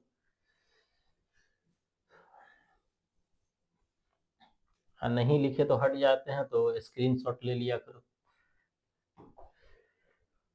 ठीक है, देखो बोला है कि if the direction cosine of the line, एक लाइन है उसका डायरेक्शन कोसाइन हमको दे दिया है, कितना कितना दिया है, तो 3/√77 -2/√77 और सिर्फ और सिर्फ क्या दिया है, x, और इसी का वैल्यू हमसे पूछ रहा है कि आखिर x कितना होगा। अच्छा ये क्वेश्चन जो है थोड़ा सा लग रहा है कि गड़बड़ किया है, इसलिए कि इसमें होनी चाहिए x बाई, गड़बड़ किया है, √77, ये ठीक कर लोगे, x बाई होगा √77, नहीं, ठीक था, इसलिए कि आंसर में वो √77 दिए हुआ है। अब बताओ, देखो ये सब क्या है, डायरेक्शन कोसाइन दिया हुआ। अब इसमें अगर एक चीज तुम देखोगे तो डायरेक्शन कोसाइन हम लोग कैसे निकालते हैं, उसके डायरेक्शन रेशियो का स्क्वायर करते हैं। जैसे मान के चलो कि डायरेक्शन रेशियो 2, 3 और 4 दिया है, तो डायरेक्शन कोसाइन कैसे निकालेंगे, 2/√2 का स्क्वायर, 3 का स्क्वायर, 4 का स्क्वायर, ऐसी तो होगा। अब उसी हिसाब से अगर इसको समझोगे, तो अब देखो जो बट्टा वाला, जो रूट के अंदर जो टर्म आता है, वो रूट के अंदर का टर्म जो है कहां से आता है, तो ये सबको स्क्वायर करने पे आता है, इसी सबको स्क्वायर करके प्लस करते हैं, तभी तो रूट के अंदर का टर्म आता है ना। तो उसी तरीके से अगर तुम यहां समझोगे बात को, तो ये जो ऊपर वाला टर्म है, ये जो 77 आया होगा, तो 77 जो है वो किस तरीके से आया होगा, तो इसी सब का जो हम लोग स्क्वायर किए होंगे, तो 3 का स्क्वायर 9 आ जाएगा, 3 का स्क्वायर प्लस में आया होगा -2 का स्क्वायर, और प्लस में आया होगा किसका स्क्वायर, x का स्क्वायर। अब बताओ कि x स्क्वायर कितना के बराबर हो जाएगा, 77 माइनस 3 तिया 9, और इसको भी माइनस इस साइड लाके करो तो -4, कितना बचेगा इसको घटाने के बाद, इसको घटाने के बाद कितना बचेगा, 77 68 4 यानी कि 64। यहां से अगर x हम लोग निकाले तो 64 कब आता है, जब 8 को और 8 को मल्टीप्लाई कर देते हैं, इतना ही तो होता है। तो x का मान जो है 8 आ गया। अब चूंकि x का मान जो है अभी हम लोग इसके लिए 8 निकाले, और इसके बट्टा में रूट अंडर जो है कितना आ जाएगा, 77, यानी कि फाइनल आंसर जो बनेगा वो x/√77 आ जाएगा। इतनी बात समझ रहे हो। अगर किसी लाइन का डायरेक्शन कोसाइन इस तरीके से दिया हुआ और उसमें कोई एक जो है क्या किया, मिस कर दिया, जैसे बोल दिया कि h का वैल्यू बताइए, x का वैल्यू बताइए, तो ये एक प्रोसेस है, इसको तुम लोग फॉलो कर सकते हो। बात समझ रहे हो। चलो अगली बात हम लोग करते हैं, नेक्स्ट अगला है क्वेश्चन नंबर 34। पिछला कौन सा है भाई, 33, ठीक है। बोला कि the direction cosine of a line having direction ratio, इसको जो है देख करके एक बार और जो है बात कर लेते हैं, इसको देख करके कंफ्यूज नहीं होना। हम जो x का वैल्यू जो निकाले, तो मेन है कि x का वैल्यू पूरा ही होगा, इसको और कुछ मान करके हमको निकालनी चाहिए था। हम जो यहाँ वैल्यू निकाले थे वो सिर्फ और सिर्फ ऊपर का मान निकाले थे, इसलिए कि हम बताया कि जो ऊपर का वैल्यू होता है उसी को स्क्वायर करके प्लस करते हैं, तो ये अंदर के वैल्यू के बराबर आता है। तो हम सिर्फ ऊपर का वैल्यू निकाले थे। अब पता है कि बट्टा में अगर इसमें तो डायरेक्शन कोसाइन में सब में सेम ही रहता है, इसलिए बट्टा में हम लोग इसको लिखे, तो इसको लेकर के ज्यादा कंफ्यूज नहीं बनाना, इसी तरीके से ये ध्यान रखोगे, यानी कि 8 बट्टा जो है ऑप्शन कौन सा हो जाएगा, 77। नेक्स्ट देखो, बोला कि the direction cosine of a line having direction ratio, एक लाइन का जो है डायरेक्शन कोसाइन बताना है जिसका डायरेक्शन रेशियो दिया है। अब बताओ यही क्वेश्चन हमको बताना पड़ेगा। पता है कि जब भी डायरेक्शन कोसाइन लिखते हैं तो ऊपर में ये सब लिखा था, तो 2 - 1 - 2, तो 2 - 1 - 2, इतना तो पता है कि 2 माइनस, ये ऑप्शन तो हो नहीं सकता, ये भी हो सकता, ये भी हो सकता भाई, तो निकाल ही लेते हैं। अब देखो 2 का स्क्वायर 4 आ जाएगा। 2 का स्क्वायर करोगे कितना बनेगा, 4 आ जाएगा। फिर -1 का स्क्वायर करोगे 1 आ जाएगा। फिर -2 का स्क्वायर करोगे 4 आ जाएगा। अब बताओ रूट लग जाएगा। अब इसको देखोगे तो ये 9 और इसमें से कितना बाहर आ जाएगा, 3। तो इतना हम लोग को पता है कि बट्टा में जो है कितना आने वाला है, 3 आने वाला है। अब जब हम लोग डायरेक्शन कोसाइन लिखते हैं तो हम लोग क्या करते हैं, फर्स्ट वाले को उठाते हैं, पहला वाला को उठा लिए 2, बट्टा में ये 3 आ जाएगा, -1 बट्टा में ये 3 और फिर -2 और बट्टे में 3। इसी तरीके से डायरेक्शन कोसाइन लिखा जाता है। डायरेक्शन कोसाइन लिखने के लिए हम लोग डायरेक्शन रेशियो को ऊपर लिखते हैं, पहला ऊपर लिखे और ये जो मान निकाले इसको बट्टा में लिख दिए, यानी कि ए ऑप्शन जो इसका सही हो जाएगा। अब बताओ जो सही हो रहा है उसी को कह रहे थे कि ये नहीं हो सकता है। चलो अगला देखो, question number 35, the direction ratio of the normal of the plane. अब देखो इस प्लेन के नॉर्मल जो इस प्लेन पर जो नॉर्मल होगा उसका डायरेक्शन रेशियो पूछ रहा है। तो अभी बताए हैं कि नॉर्मल का जो डायरेक्शन रेशियो होता है वो एक्स का कॉफिशिएंट, वाई का कॉफिशिएंट और जेड का कॉफिशिएंट। तो कितना आंसर हो जाएगा आपका, ये बन जाएगा 3, 4 और 5। देख लो कौन सा है, 3, 4, 5, यानी कि ऑप्शन ए हो जाएगा। कोई दिक्कत? जब भी किसी प्लेन पर जो नॉर्मल होता है उसका डायरेक्शन रेशियो पूछे तो जो प्लेन का इक्वेशन दिया रहता है उसमें एक्स का, वाई का और जेड का जो कोफिशिएंट होता है उसी को हम लोग नॉर्मल का डायरेक्शन रेशियो बोलते हैं। Which of the following plane is parallel to the plane x equal to 0। Which of the following plane is parallel to the plane x equal to 0। क्या लग रहा है इसका कौन सा ऑप्शन होनी चाहिए? बोला है कि इसमें से कौन सा प्लेन है जो x के पैरेलल होगा, x बराबर 0 के ये क्या होगा, पैरेलल होगा। कौन सा प्लेन होगा जो x बराबर 0 के पैरेलल आ जाएगा? y बराबर 0 ना, कौन सा होगा देखना इसको, ये HW में रहेगा, इसको देखोगे बना करके कि कौन सा जो है इसका ऑप्शन हो सकता है।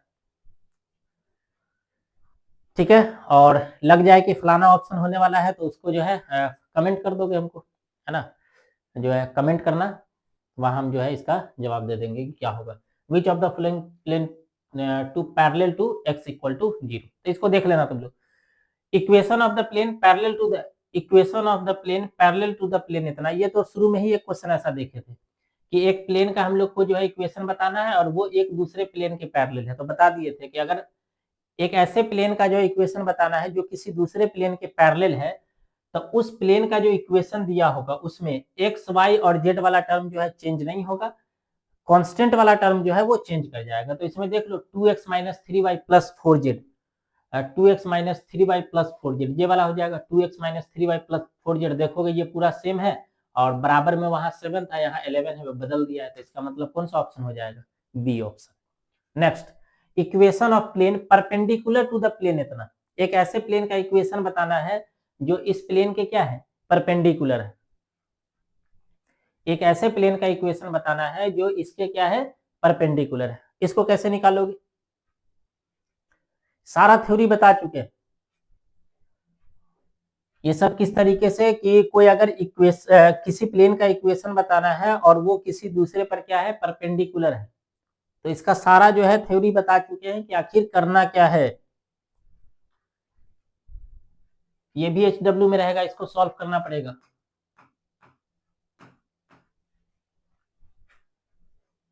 बात समझ पा रहे हो? कितना आंसर आ रहा है वो हमको कमेंट कर दोगे, ठीक है, कमेंट कर दोगे, वहां जो है तुमको जवाब मिल जाएगा सही है या फिर गलत। चलो अगला क्वेश्चन देख लेते हैं। Next question number 39, if the plane इतना is parallel to the plane, if the plane इतना is parallel to the if the plane is parallel to the line, sorry, एक प्लेन का इक्वेशन दिया है और ये किसी लाइन के, यानी कि इस लाइन के ये क्या है, पैरेलल है। तब बताना है कि इसमें से कौन सा कंडीशन सही होगा। इस टाइप का क्वेश्चन भी जो है पीछे हम लोग डिस्कस कर दिए, तो ये होमवर्क है, इसको देख लो, ठीक है। एक जैसा क्वेश्चन आता है उसको क्या जो है बार बार डिस्कस करते रहे। ये वाला क्वेश्चन तो पीछे ही आया था कि बोला है कि एक लाइन है और ये पैरेलल है किसके, तो एक दूसरे लाइन के, और बता चुके हैं कि अगर दो लाइन एक दूसरे के पैरेलल है तो रेशियो बराबर करना है, यानी कि इसको क्या करना पड़ेगा, a/4, b/2 और c/3। ये तो आंसर ही हो गया। कौन सा आंसर हो जाएगा, सी। अगला, the sum of direction cosine of X axis, X axis का जो डायरेक्शन कोसाइन होता है उसका सम जो है पूछ रहा है है ना, इसमें थोड़ा सा दिमाग लगाया है, थोड़ा सा जो है इसको टेढ़ा किया जाए। अब देखो एक्स एक्सिस का डायरेक्शन कोसाइन क्या पढ़े हो कि एक्स का मान तो 1 रखना है और बाकी दोनों को क्या करना है 0। एक्स एक्सिस के डायरेक्शन कोसाइन यही पढ़े कि एक्स का मान 1 रखना है और बाकी दोनों को 0 कर देना है, और इसका सम पूछा है मतलब इसको जोड़ देना है कितना के बराबर 1 के बराबर। ठीक है, अगला देखो the intercept cut off by the plane इतना on x axis y axis z axis. अब देखो प्लेन में इक्वेशन जो बताए होंगे तो वहां एक आया होगा इंटरसेप्ट फॉर्म, तो इंटरसेप्ट फॉर्म में जो है हमको बताना पड़ेगा कि एक्स इंटरसेप्ट, इसमें पूछ रहा है कि देखो intercept cut off by the plane इतना on x axis y axis और जेड एक्सिस, कि जो ये प्लेन है जो x axis y axis z axis को जो कट करेगा तो कितने कितने डिस्टेंस पे कट करेगा, मतलब एक्स को कितना पे कट करेगा, वाई को कितना पे और जेड को कितना पे। तो इसके लिए हम लोग इक्वेशन देख लिए, क्या इक्वेशन था कि x by A plus y by b plus z by c और इक्वल टू कितना हो रहा था 1। तो इसको जो है एक काम करते हैं हम लोग निकाल करके देख लेते हैं। जैसे प्लेन का इक्वेशन जो दिया हुआ है 2x plus Y minus Z और इक्वल टू कितना दिया हुआ है 5। ध्यान रखो इक्वेशन जो है कुछ इस तरीके का दिखता है। ये क्या नंबर क्वेश्चन है भाई 42। इक्वेशन कुछ इस तरीके का दिखता है x बाई ए प्लस में y बाई बी और प्लस में z by C equal to कितना 1। तो इस इक्वेशन को इसी फॉर्म में बदलना पड़ेगा। अब फॉर्म में बदलने के लिए एक ही तरीका है, देखो बराबर की राइट साइड पे कितना होता है 1, तो 1 लाने के लिए 5 से यहाँ भी डिवाइड करो, 5 से यहाँ भी डिवाइड करो, 5 से यहाँ भी डिवाइड करो, 5 से यहाँ भी डिवाइड करोगे, एक तरफ डिवाइड करोगे तुमको बाकी सब में डिवाइड करना पड़ेगा। तो ये बन जाएगा 2x बाई 5। हम दोबारा क्यों लिख रहे हैं इसको, डायरेक्ट नहीं लिख देंगे। अब देखो x का कोफिशिएंट 1 है, मतलब x के साथ 1 मल्टीप्लाई किया होने तो 2 को बट्टा में लाना पड़ेगा। और 2 को बट्टा में लाओगे तो ये 5 के साथ गुना नहीं होगा, ये 5 के बट्टा में जाएगा, ये ऐसे लिखाएगा। तभी तो फिर इसको तोड़ोगे तो बट्टा के बट्टा में जो रहता है ये ऊपर चला जाता है। जैसे इसमें जो है तो ये तो डायरेक्ट हो जाएगा कि प्लस वाई बाई कितना है 5, और यहाँ देखोगे तो माइनस जेड बाई कितना है 5 के बराबर। तो यहाँ प्लस करके इसको क्या लगा दोगे माइनस, और इक्वल टू ये कट के कितना आ जाएगा 1। अब बताओ वैसा दिखने का लगा कि नहीं। तो इसको बोला जाता है एक्स इंटरसेप्ट, इसको वाई इंटरसेप्ट, इसको जेड इंटरसेप्ट। उस हिसाब से देखोगे तो एक्स इंटरसेप्ट, वाई इंटरसेप्ट और जेड इंटरसेप्ट, यानी कि 5/2 5 और -5। देख लो कौन सा है 5/2 5 और -5, ऑप्शन सी हो जाएगा। अगला डिस्टेंस ऑफ द प्लेन इतना फ्रॉम ओरिजिन, ओरिजिन से जो है डिस्टेंस पूछे तो अभी बता दिए कि क्या करना है। अगर ओरिजिन से तुमको डिस्टेंस पूछ रहा है, पीछे ऐसा क्वेश्चन हम लोग डिस्कस कर चुके हैं, तो डायरेक्ट ये जो 11 है उस साइड भी ले जाते हो ना, मॉड लगाते हैं वो प्लस ही आ जाता है, तो डायरेक्ट लिखोगे 11 और बट्टा में √3 का स्क्वायर प्लस में -4 का स्क्वायर और प्लस में 6 का स्क्वायर।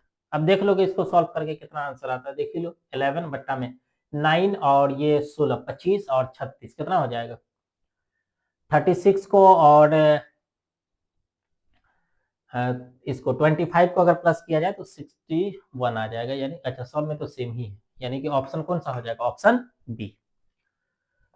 चलो नेक्स्ट क्वेश्चन देखो 44 direction ratio of the normal to the plane. अब ये सब क्वेश्चन अभी पीछे देख लिया कि इसका डायरेक्शन रेशियो बताना है तो कितना होगा x के साथ 1 2 और -3 1 2 और -3, सी ऑप्शन हो जाएगा।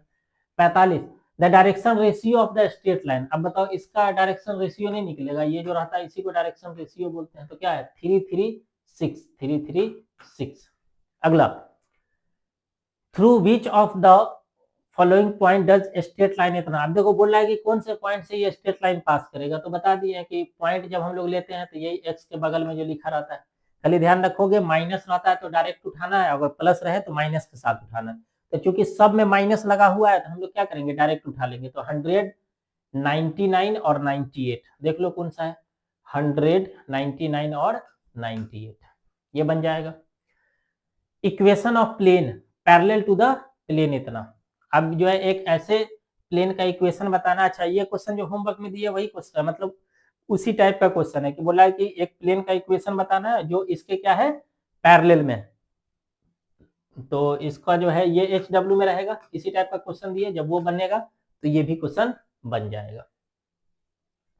या एक काम करो ना अच्छा, एक परपेंडिकुलर वाला दिए थे, पैरेलल वाला तो कई क्वेश्चन बता ही दिए थे कि पैरेलल के केस में बता दिए थे कि ये सेम रहता है और सिर्फ ये चेंज होता है। तो x minus 8y minus 9z, x minus 8y minus 9z, और बराबर में देखोगे यहाँ चेंज कर दिया 2023 दिया हुआ है, तो बी ऑप्शन हो जाएगा। इसको छोड़ देना, ये एक डब्ल्यू में नहीं। चलो अगला देखो, next question number 48, the intercept cut of, अब ये इस टाइप का क्वेश्चन पीछे बताएं। बोला है कि the intercept cut off on x axis by the plane. अब देखो, एक्स पर पूछे, वाई पर पूछे या जेड पर पूछे, तुमको क्या करना पड़ेगा, ये जो प्लेन का इक्वेशन दिया है तुमको इसको चेंज करना ही पड़ेगा, किस में, इंटरसेप्ट फॉर्म में। जैसे अभी पीछे चेंज किए थे, ये वाला क्वेश्चन में जो चेंज किए थे, अभी देखोगे यहाँ जो चेंज किए थे। अब ऐसे चेंज करोगे तो तुमको एक्स इंटरसेप्ट, वाई इंटरसेप्ट और जेड इंटरसेप्ट तीनों मिल जाएगा। यहाँ भी तुम चेंज करोगे तो तुमको तीनों मिलेगा, बट सीधे बोला है कि एक्स एक्सिस का ही हमको इंटरसेप्ट चाहिए, तो जो एक्स वाला आएगा वो आंसर दे दोगे, तो ये एच डब्ल्यू में रहेगा, ये देख लेना। अगला देखो, इफ लाइन इतना is parallel to the plane इतना, बता चुके हैं कि अगर एक लाइन और एक प्लेन अगर पैरेलल में रहता है तो हम लोग परपेंडिकुलर वाला कॉन्सेप्ट लगा देते हैं। तो परपेंडिकुलर वाला लगाओगे तो गुना करना पड़ता है, यानी कि -1 इंटू में ए हो जाएगा, तो -a, 2 इंटू बी 2b और प्लस में 3c, -a प्लस 2b और प्लस में 3c, यानी कि ऑप्शन बी हो जाएगा। अगला 50 number question, if two planes a1x, यानी कि दो प्लेन है, दोनों का इक्वेशन दिया हुआ है और कह रहा है कि म्यूचुअली परपेंडिकुलर है। अब बताओ, दो प्लेन अगर परपेंडिकुलर है तो बता दिया कि लाइन परपेंडिकुलर रहे या प्लेन परपेंडिकुलर है, दोनों ही केस में हम लोग क्या करते हैं, मल्टीप्लाई करके प्लस करके और बराबर में क्या लिख देते हैं, 0। ऐसा क्वेश्चन सब तो पीछे भी देख लिए थे। अगला, if the direction cosine of the line इतना, ये वैसा ही क्वेश्चन है जो पीछे क्वेश्चन बताए हैं, सेम वैसे ही क्वेश्चन है। उसमें देखोगे कि ये बट्टा में नहीं दिया हुआ था, इसलिए हम लोग निकाले थे, और यहाँ जो है बट्टा में दिया और तब एक्स पूछ रहा है, तो सेम तरीका होगा कि हम लोग डायरेक्ट लिखेंगे कि ये जो एक्स होगा, ये एक्स कितना के बराबर हो जाएगा, एक बार और बता ही देते, वहां हो सकता है कंफ्यूजन हुआ।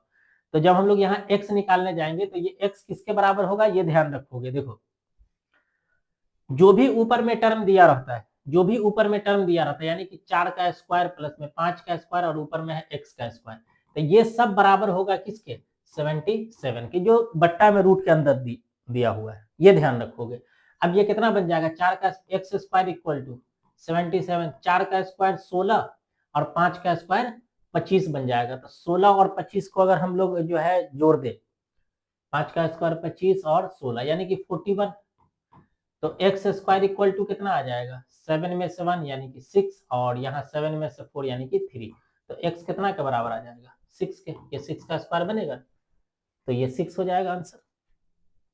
बात समझ रहे हो, तो ऑप्शन ए। अगला देखो, question number 52, if the direction ratio of two parallel line, दो पैरेलल लाइन है उसका डायरेक्शन रेशियो दिया हुआ है, तब एक्स का मान पूछ रहा है। अब बताओ, ये जब क्वेश्चन शुरू किए थे वहीं आ गया होगा ये, कि अगर दो लाइन पैरेलल है और डायरेक्शन रेशियो दिया हुआ है तो एक्स का मान, तो पैरेलल लाइन के लिए हम लोग क्या करते हैं, रेशियो बराबर, यानी कि x/20, एक्स और बट्टे में कितना 20 इक्वल टू 5/10 इक्वल टू 3/6। अब देखो, एक तो तरीका बोले कि सॉल्व करके देख लो, दूसरा कि सब में देखोगे 1/2 आ रहा है, तो यहाँ भी कितना आनी चाहिए 1/2, तो 1/2 होगा तब नीचे में 20 है तो ऊपर तुमको कितना लेना पड़ेगा, 10 लेना पड़ेगा, तभी 1/2 आएगा और यही x का मान हो जाएगा, यानी कि 10। या दूसरा बोले थे कि किसी दो को लेकर के सॉल्व करोगे आंसर आ जाएगा। अगला, if the direction ratio of the parallel line, parallel line का जो है डायरेक्शन रेशियो दिया हुआ है, अब यही को घुमा फिरा करके क्वेश्चन को पूछ रहा है। देखो इसमें क्या करना है, सेम ही क्वेश्चन है, थोड़ा सा जो है उसको लगा कि थोड़ा सा और जो है डिस्टर्ब किया जाए। देखो, दो लाइन का डायरेक्शन रेशियो दिया हुआ था, हम लोग क्या लिखते हैं, a1/a2 b1/b2, इसी फॉर्म में दिया हुआ है इसलिए ऐसे लिख देते हैं, c1 और बट्टे में c2, ये हो जाता है। अब क्वेश्चन में अगर देखोगे तो हमसे क्या पूछा है भाई, तो a1 c2 और बट्टा में a2, a1 c2 और बट्टा में a2, तो देखो a1 वाला को उठाओगे तो यहाँ है, ठीक है, और c2 वाला को उठाओगे तो यहाँ है, ये दोनों है ना, तो इन दोनों को जो है क्रॉस मल्टीप्लाई कर लो, बराबर करके क्रॉस मल्टीप्लाई करोगे तो ये कितना बन जाएगा, ये बन जाएगा a1 c2 equal to a2 c1, क्या ऐसे ही आएगा। अब देखो a2 को बट्टा में कर दिया, तो इसको जब तुम बट्टा में लेकर के आओगे तो बट्टा में अगर इसको लेकर के आ गया तो बराबर में आप कितना रह गया C1, और यही C1 जो है इसका आंसर हो जाएगा, ऑप्शन डी। अगला, if the direction ratio of two mutually perpendicular line, अब देखो दो लाइन है म्यूचुअली परपेंडिकुलर है, तब कह रहा है कि अच्छा दोनों का डायरेक्शन रेशियो दिया है, कह रहा है 2x + 3y का मान बताइए। अब बताओ परपेंडिकुलर रहता है तो डायरेक्ट बोले कि गुना करना है, परपेंडिकुलर के केस में बता दिए कि डायरेक्ट मल्टीप्लाई करना है, यानी कि 2 को x को मल्टीप्लाई करोगे तो 2x, 3 को y को मल्टीप्लाई करोगे तो 3y, और 5 चौका कितना हो जाएगा 20 = 0। हमको इसी का मान पूछ रहा है कि 2x + 3y का मान कितना होगा, तो 20 को इस साइड लेके आ जाओगे तो माइनस कितना हो जाएगा 20 आ जाएगा, यानी कि ऑप्शन बी। अगला, the equation of plane parallel to the plane इतना, अब ये तो क्या कई क्वेश्चन आ गया, तो इसमें देख लोगे कौन सा ऑप्शन जो होगा ये HW में रहेगा, कई क्वेश्चन ऐसा आ गया इसलिए ये नहीं बता रहे। नेक्स्ट क्वेश्चन, अगला देखो क्या है, बोला कि the distance of the plane इतना फ्रॉम द पॉइंट इतना है, पॉइंट से डिस्टेंस कैसे निकालते हैं ये पीछे बता चुके, ये होमवर्क रहेगा, इसको देख लोगे तुम लोग, पीछे इसी हिसाब से जो है क्वेश्चन बता चुके हैं। Standard equation of the plane intercept form, intercept form में जो प्लेन का स्टैंडर्ड इक्वेशन होता है वो अभी बताए थे, x/a + y/b + z/c बराबर में 1 होता है, 0 नहीं। ये वाला देखोगे सेम ही दिया बट 0 कर दिया, तो 0 नहीं लेकर के हम लोग क्या लेते हैं 1 लेते हैं। अगला, direction ratio of the line इतना, तो इट्स डायरेक्शन कोसाइन, अब बताओ डायरेक्शन रेशियो पता है, डायरेक्शन कोसाइन नहीं निकल जाएगा, इसका देखोगे तब 5 का स्क्वायर 25, 3 का स्क्वायर 9, तो 25 और 9 कितना हो जाएगा 34 और 1 35, इतना तो पता है कि √35 आने वाला है, तो ये दोनों ऑप्शन तो हो ही नहीं सकता, ये दोनों तो गलत ही हो जाएगा।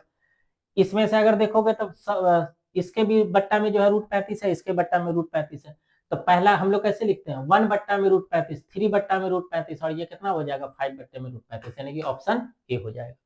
59 देखो, if A line makes alpha beta gamma with positive direction of x axis y axis z axis respectively, एक लाइन है जो एंगल बनाता है alpha beta gamma positive x y और z के साथ, तब बोला कि बताइए इसमें से चारों में से कौन सही है, तो डायरेक्ट याद रखोगे cos square alpha plus cos square beta और प्लस में cos square gamma equal to 1।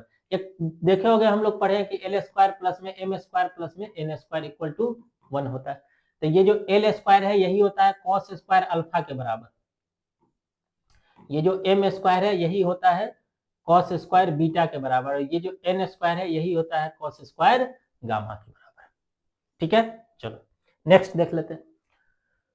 बोला है कि the angle between the straight line, अब बताओ कि स्ट्रेट लाइन है और उन दोनों के बीच अगर तुमसे एंगल पूछ ले, दो स्ट्रेट लाइन जो है दिया हुआ है और इन दोनों के बीच अगर एंगल पूछेगा, नहीं बता देंगे, इसका निकाल करके बताते हैं, हो सकता है थोड़ा इसमें दिक्कत हो जाए।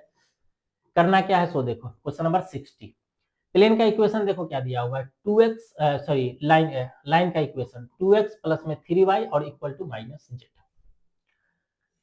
अब इसको तुमको क्या करना पड़ेगा कि जो x का कोफिशिएंट है उसको 1 बनाना है, तो 1 बनाने के लिए 2 को नीचे लाना पड़ेगा, तो बता चुके हैं कि 2 डायरेक्ट नीचे नहीं आएगा, ये 1 के बट्टा में, अगर नीचे में कुछ नहीं तो इस सब के नीचे में कुछ नहीं तो कितना होगा 1, तो ये 1/2, इसको नीचे लाओगे तो y/1/3, और ये आ जाएगा माइनस नीचे लेकर के आओगे तो z बट्टा में -1। दूसरा अगर देखोगे तो कितना है 6x equal to -y equal to -4z, तो 6 को नीचे लाओगे, इस सब के नीचे कुछ नहीं तो कितना होगा 1 होगा, तो ये x बट्टा में 1/6, ये y बट्टा में -1, y बट्टा में -1 इक्वल टू z बट्टा में आ जाएगा, ये 4 को नीचे लेकर के आओगे तो -1/4। अब क्या करना है सो देखो, इसको बोलोगे कि ये a1 है, इसको बोलोगे कि ये b1 है, और ये वाला जो है c1 है, इसको देखोगे तो ये a2 है, इसको देखोगे तो ये b2 है, और ये वाला क्या है c2 है, ये किसका मान है c2 का। अब बताओ a1 a2 a3 b1 b2 a1 b1 c1 और a2 b2 c2, अगर ये मान मिल गया तो एंगल नहीं निकाल दोगे, एंगल निकालने के लिए हम लोग फॉर्मूला क्या लगाते हैं cos थीटा इक्वल टू क्या लगाते हैं a1 a2 प्लस में b1 b2 प्लस में c1 c2, मॉड ले लेते हैं, और बट्टा में आ जाएगा √a1 का स्क्वायर प्लस में b1 का स्क्वायर प्लस में C1 का स्क्वायर रूट अंडर A2 का स्क्वायर प्लस में B2 का स्क्वायर प्लस में C2 का स्क्वायर। अब बताओ मान बैठा करके आंसर नहीं निकाल लोगे? तो इसके अंदर सिर्फ और सिर्फ ये वाला वैल्यू पुट करना है, कैलकुलेशन करोगे, देख लेना कितना आंसर आता है। ठीक है, चलो अगला देखोगे क्वेश्चन नंबर 61। बोला कि the distance of the point इतना, इस पॉइंट का डिस्टेंस बताना है और कहां से बताना है? ओरिजिन से। तो ओरिजिन से जब भी डिस्टेंस पूछता है किसी पॉइंट का तो हम लोग क्या करते हैं, सिर्फ और सिर्फ उस पॉइंट का स्क्वायर कर देते हैं। यानी कि ये जो -3 दिया हुआ है तो -3 का स्क्वायर प्लस -4 का स्क्वायर और प्लस -5 का स्क्वायर और इस पर रूट लगा देंगे। अब देख लोगे कितना आ जाएगा। 3 का स्क्वायर 9, 4 का स्क्वायर 16, तो 16 9 25 और 5 का स्क्वायर 25, तो कितना बन जाएगा 50। रूट के अंदर 50 आएगा और रूट के अंदर जब 50 आता है तो उसी को 5√2 बोलते हैं। अगला द डिस्टेंस बिटवीन पॉइंट इतना है जितना। अब बताओ दो पॉइंट के बीच का डिस्टेंस ना निकाल लोगे, x2 - x1 का whole square plus y2 - y1 का whole square plus z2 - z1 का होल स्क्वायर, ये निकाला जा सकता है ना। अब यहाँ अगर x2 - x1 करोगे तो कितना बनेगा -1 और ये माइनस पहले से तो ये +4 हो जाएगा, इसका whole square plus y2 - y1 करोगे तो 1 और ये यहाँ देखोगे तो पहले से जो है -3 है तो ये +3 बन जाएगा, इसका होल स्क्वायर। z2 - z1 करोगे तो -5 और इसमें से ये बन जाएगा -7, इसका होल स्क्वायर। अब ये कितना बन जाएगा, 4 में से 1 घटा दोगे तो 3, तो ये बन जाएगा 3 का स्क्वायर यानी कि 9 प्लस यहाँ 3 और 1 4 तो 16 और 7 और 5 12, कितना हो जाएगा 144, कितना बनेगा। इस सब को जब हम लोग प्लस करेंगे तो ये कितना के बराबर आ जाएगा 16 9 25 144 रूट अंडर 169 और इसमें से कितना बाहर हो जाएगा 30, यानी कि बी ऑप्शन सही हो जाएगा। ठीक है, चलो आगे देख